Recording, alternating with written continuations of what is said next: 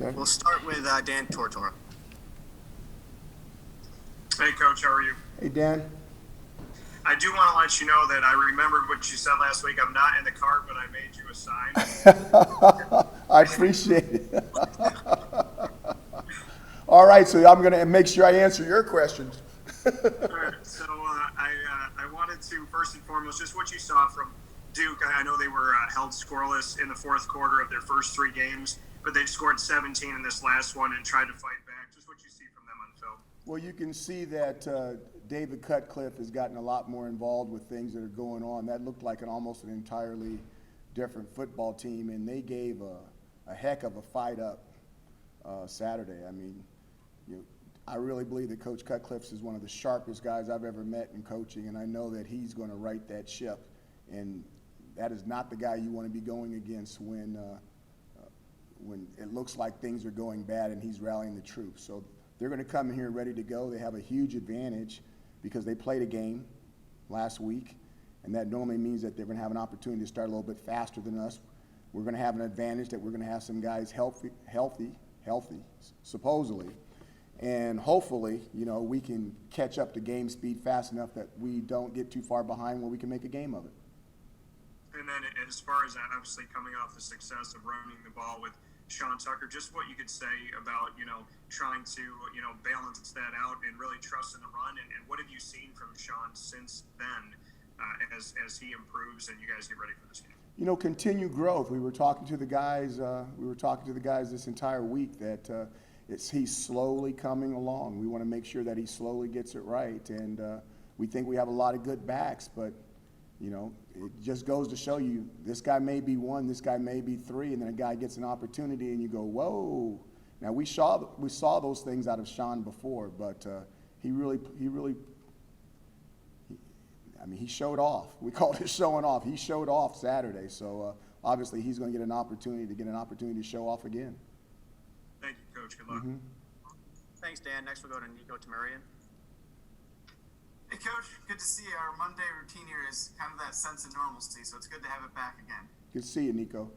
I just wanted to talk about you kind of hit on it in your answer to Dan's question there. The idea that it was such a unique off season, you guys got some momentum going, and then you had to take a week off. How do you try to get back into that swing of things and make sure you have that momentum for the Georgia Tech game carrying over into this one? First of all, I'm not going to apologize for the week off. It's an advantage and it's a disadvantage. We needed a break. We really did. We've got guys banged up, and it gives us an opportunity to. Those guys are playing a lot of snaps. Like I said, there's no gimmies this year, so you don't have an opportunity to rest some of these guys during a game or a week.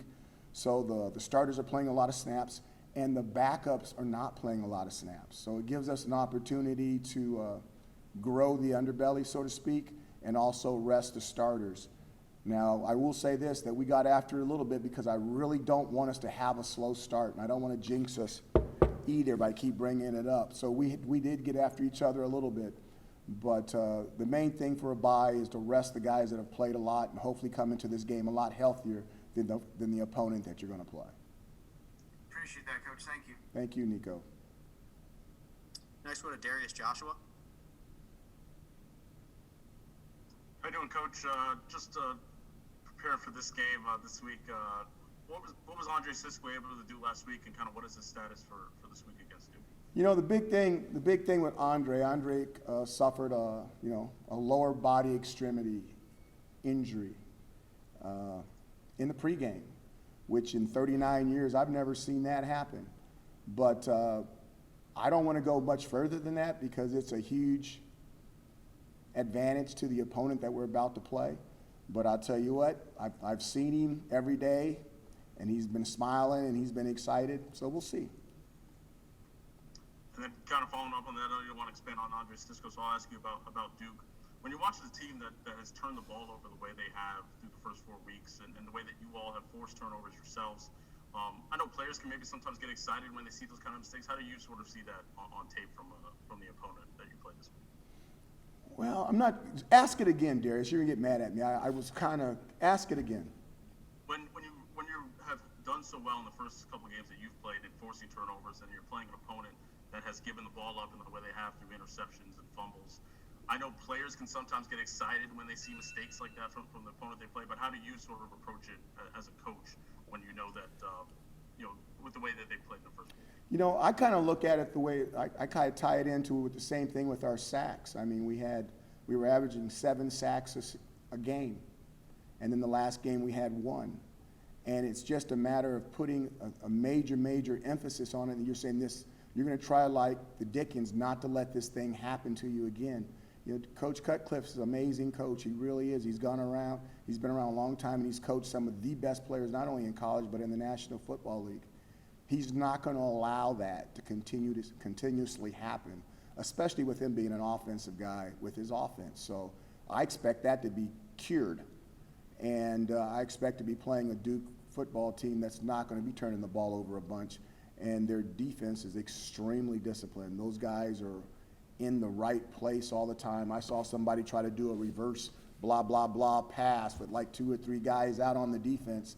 They're playing man-to-man with a ball run fake before, where the run fake before the play should tell the man-to-man guys if they're not disciplined, they lose their eyes, and somebody should be wide open. Well, at Duke defense, nobody lost their eyes, and everybody was covered. And I'm sitting here going, Coach Cutcliffe, that's a David Coach Cutcliffe team.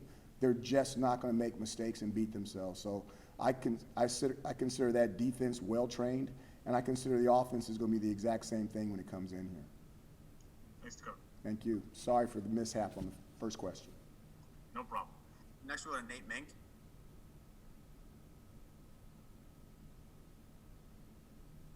Nate, you're muted.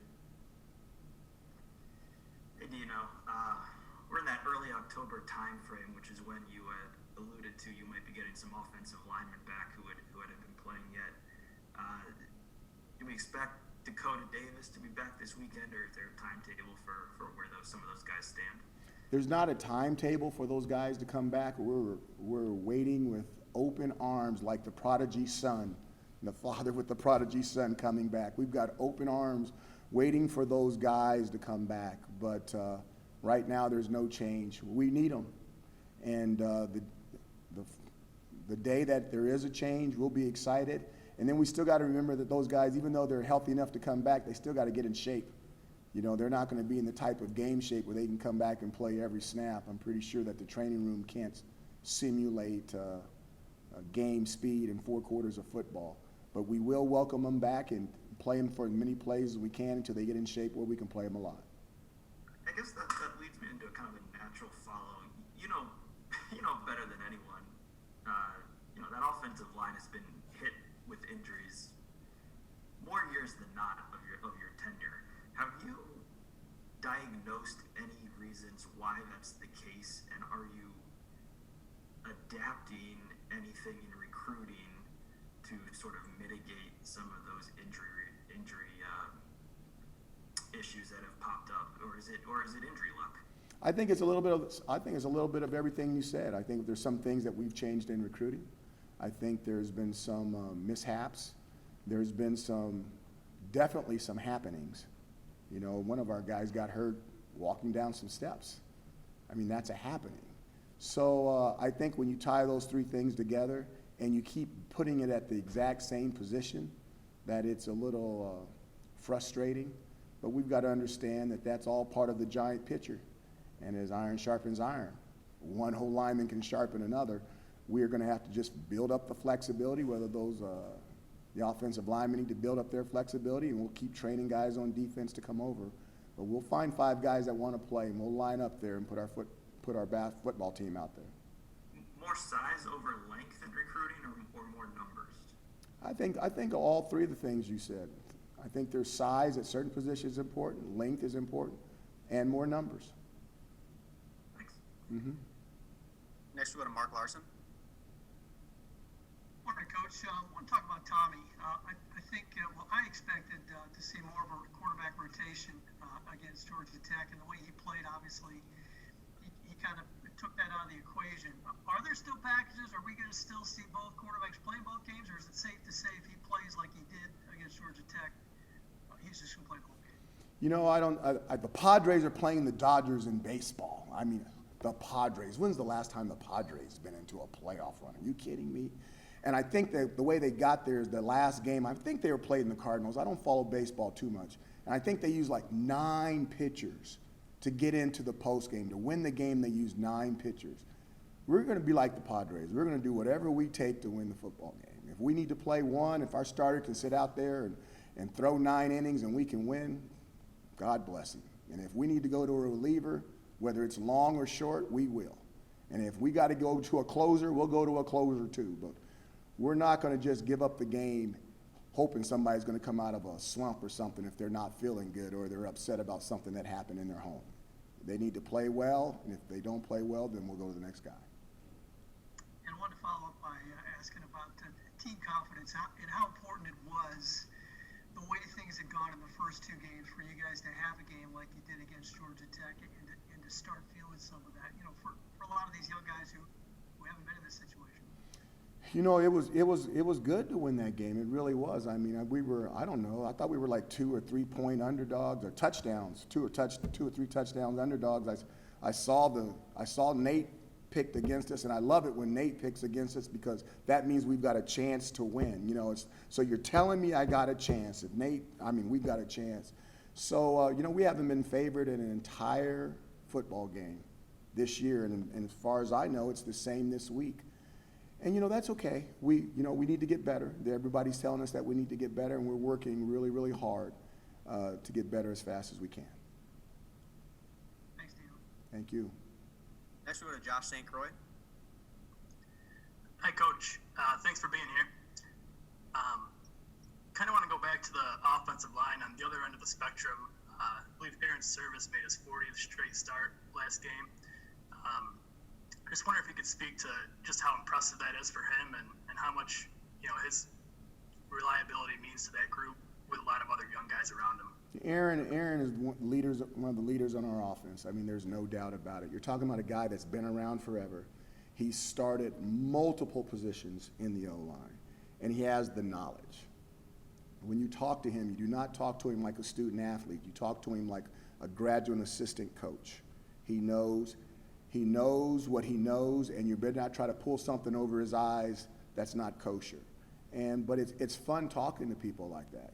When you've seen them come in red shirt, and they start as not boys but young men, and they turn into men, and they act that way. And we would not be where we're at all, and nor would we be going anywhere that we think we have a chance to go to without Aaron Service. Thanks, Coach. Thank you. Next, we go to John Kikas. Hey, Dino. There are 6 teams in the conference that have thrown that are even in touchdown passes and interceptions, and 3 that have more interceptions than touchdowns. Do you see that? What's the cause of that? Do you see that improving down the road? I'm not sure of the question. Can you ask it again, please? There are 6 teams in the league that have either the same number of interceptions as touchdown passes or more interceptions than touchdown passes. Do you see that, the reason for that, and do you see that improving as the year goes on? I do. Let me do the second part. I do see it improving as the season goes on, and one of the biggest reasons I really believe it goes back to the summer workouts. The quarterbacks and the receivers and the DBs can really get a lot of stuff done in the summer when they have their player-led workouts that were totally eliminated. And then when you think about spring ball being totally eliminated, and then maybe quarterback having a relationship with one receiver where he really knows where that receiver likes the ball, and now he's got 2 or 3 more receivers on the football field that he didn't get an opportunity to work with in March, that he didn't get an opportunity to work with in June and July. And I think that's what you're seeing early in the season. As the practices build up and they get more consistent in knowing what those young men like and where they want the football and when they want it out of their breaks, I think you'll see the touchdowns go up and the interceptions go down. Thanks, Dino. Thank you. Next, we go to Anthony DeBundo from the Daily Orange. Hey, Dino. Hey, Hope Anthony. you're doing well. Yes, sir. My question is about the red zone efficiency. It's been a problem the last couple of years with taking 3s instead of 7s. What do you have to change, and what are you trying to change as an offense to execute better there? Is it creativity, play design? just execution? What is it? The biggest thing in the red zone is that the throwing field shrinks, which means the closer you get to the red zone, you think the offense has the advantage, the defense has the advantage because they have less field to cover. One of the things you do with our offense is you're covering 53 1/3 of the football field in width, and you're covering the entire length of the football field, which is how our offense puts pressure on you. As that length shrinks, the advantage goes back to the defense. To answer your question, the best way to be a high efficient red zone team is to be able to run the football into any pitcher. But when you get into the red zone, that box is going to be loaded, which means now you can block everybody but one guy. And that one guy that you can't block belongs to the running back. So if that running back can't run over that guy or make that guy miss by giving him a fake or bouncing to the outside and outrunning him with speed or cutting back across, then you're not going to have positive plays in the red zone. If you go back and you check Army, Navy, Air Force, all those teams that run the ball predominantly and don't throw the ball, their red zone is through the roof. Because when they get in the red zone, they're doing exactly what they do in the open field. And you'll normally find that teams that throw the ball a lot usually have trouble in the red zone. The best way, if you're not going to be a wishbone option type team in the red zone, the best way to have high efficiency is to be able to run the football. So the better you run the football, the better you'll be in the red zone. If you go back and check our numbers, I want to say our best red zone year was probably our 10-3 year. And I would say that was because we ran the ball better that year than any other year. Thanks, Tito. Thank you. Next we go to Christian de Guzman. Hey, Coach, how are you doing? Good, how are you? Good, thank you. So, in the beginning of this season, you kind of had that three-headed monster at safety with Andre Cisco, Eric Cooley, and Trill Williams. We haven't seen Eric for the past couple of games. What's his status been for those two games, and what's his status going into the Duke game? Obviously, he's got an owie because we're waiting for his owie to clear up so we can get him back out there. And the sooner the better. You know, we got some young pups back there, and we could really, we're really encouraged, and we're really looking forward to the opportunity that we can get Eric's experience back there to put one of those guys back in a rotation type situation, or at least be able to spell them for a couple of plays where they're not out there all the time. And shifting to the other side of the ball, we've seen from Duke, their edge rushers are particularly impressive in getting to the quarterback. Of course, against Georgia Tech, it was a good game for the offensive line, only giving up one sack.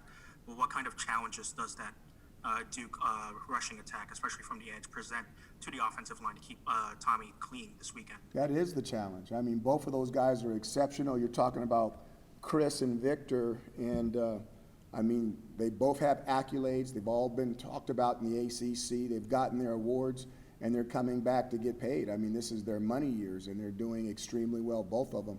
I think one of the young men is averaging like a sack a game or something since he's been a starter, which is amazing.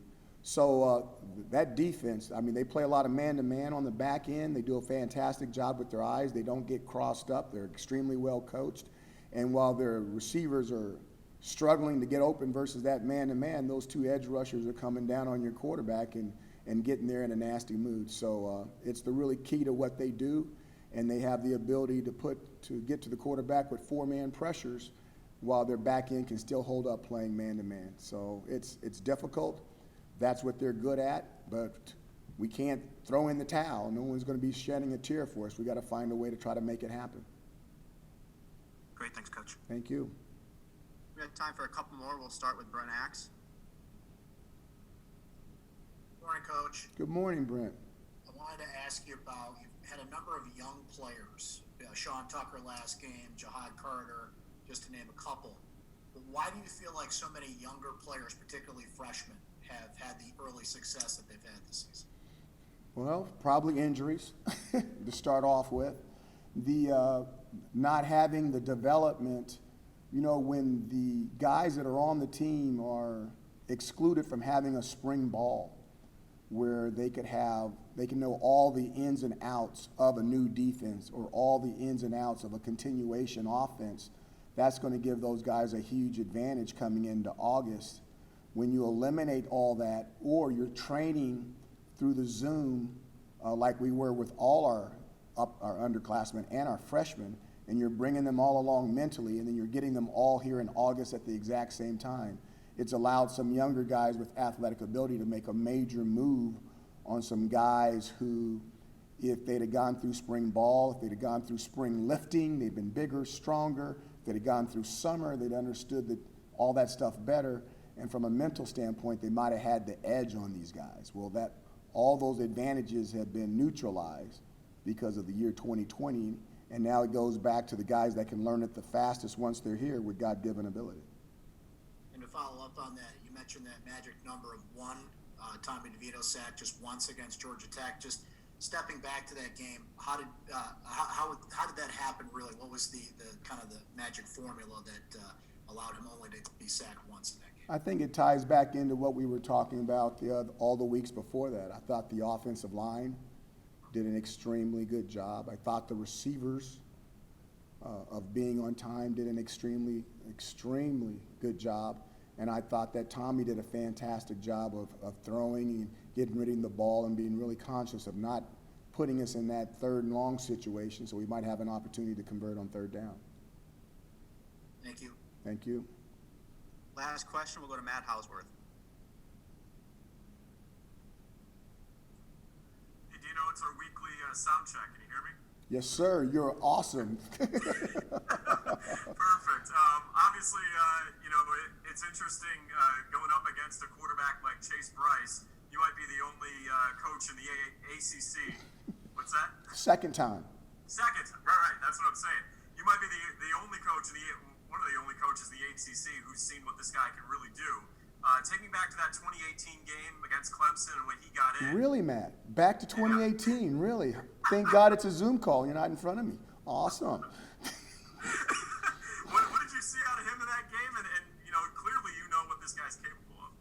You know, he came in a very difficult situation, and he led his team to a victory. And they were behind in the scoreboard when he came in, and he found a way to get it done.